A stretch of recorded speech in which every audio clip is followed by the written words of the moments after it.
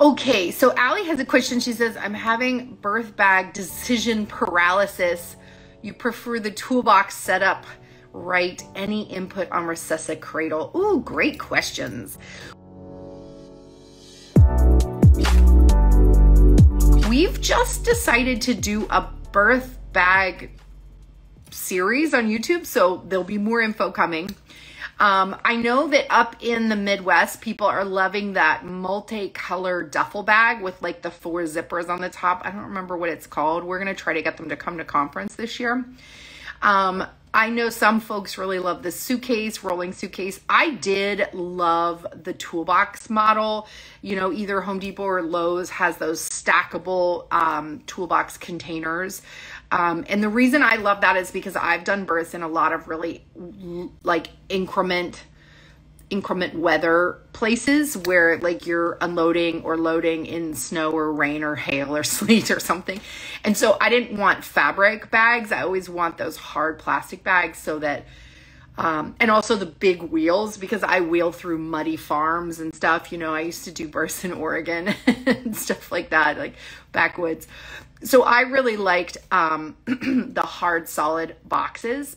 They also function as a seat in those low resource environments where there's not a ton of options for a midwife to wait it out. So that was my vote for the hard cases.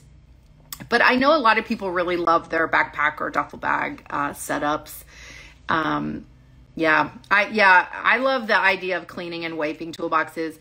Allie, that's always been my vote. But depending on where you go, like I know the midwives in New York City, like they have multiple small bags because oftentimes they're going up flights of stairs or in weird small elevators, or people are helping them, you know, get through traffic and stuff like that. So that would be, you know, wouldn't be the same setup. So I think it really is dependent upon your environment and where you're going for births, what vehicle you're hauling things in and out of. You know, if you have a Prius, it might not fit toolboxes compared to a big station wagon. So yeah, up to you. Some people are voting for the resuc-a, and let's see, the Tobic. Yeah, maybe that's what it's called. I don't remember what it's called. Yeah, resuc-a bag, many compartments, cool big wheels. I've heard that too. Well, I think we're going to do a series on YouTube of a birth bag tour. So if you have a birth bag setup that you love and you'd love to share it with others, send us a message and we'll do a fun little video. We'll give you instructions for how to grab a video so that we can share that with the world on our YouTube channel. Well, you asked about the resuc-a-cradle, and I'm a fan with an asterisk. So I know Annie McLaughlin, who invented it, and she is now working on getting it into EMS trucks. And I feel like this is probably the best use of a resuc-a-cradle that has not been used yet, is having it for paramedics. I think that is brilliant. I feel like a lot of folks have loved it in the home birth setting. I only started using it, I don't know, maybe 8 years ago, 6 years ago, I don't know. And I've heard the feedback that when you have a baby that's over 8 pounds, you just can't quite fit the baby's head in correctly. Of course, Annie recommends that you do the newborn exams in the resuc-a-cradle so that you can practice getting head placement correct even when you're not in an emergency. And I love that idea. I'm not sure how practical it is because oftentimes we do our newborn exams like on the mom or other people are involved in it or what have you. So I'm not sure how practical, but I love the idea of practicing when you're not in an emergency. I love the idea of proper head placement. I love the idea of the baby being supported so you can work on the baby.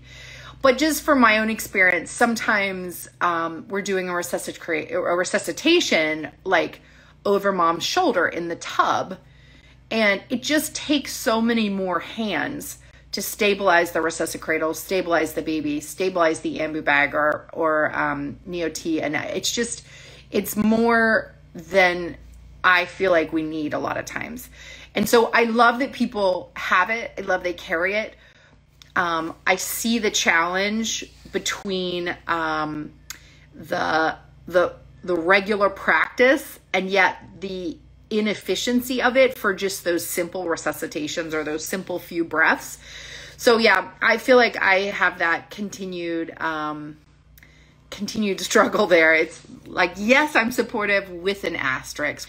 Yeah, Allie, wouldn't that be amazing if we really hope to get to an integrated healthcare system in the US, then the EMS would meet you at the door with the next level of equipment to help support NRP. That would be incredible. Some of the greatest NRP instructors these days are also EMS providers. And so I feel like we're closer to integration with EMS than we ever have been in the US. So that's really exciting.